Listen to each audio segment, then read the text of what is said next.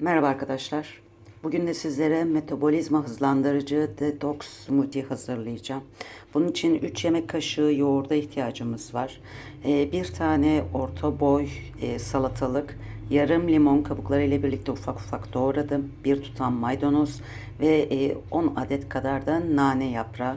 Şimdi bunların hepsini blenderıma ekliyorum.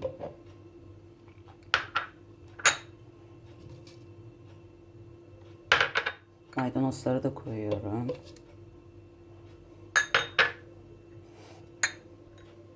Salatalık ve limon. Bunun faydalarına gelince de bir aşırı tok tutuyor. İki spordan önce de içince bünyenizi uyandırıyor.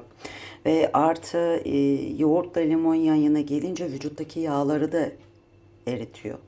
Bu yüzden bayağı bir sağlıklı, metabolizma hızlandırıcı bir detoks. Ve blenderımı çalıştırıyorum.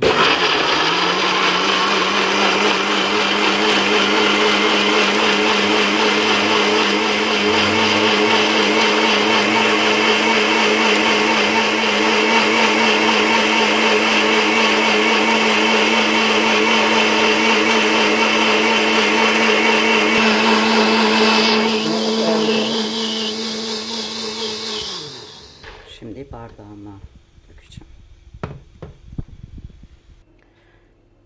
Ve detoks metabolizma hızlandırıcı içeceğim hazır. Yaz yaklaşırken hepinize sağlıklı bir hayat diliyorum.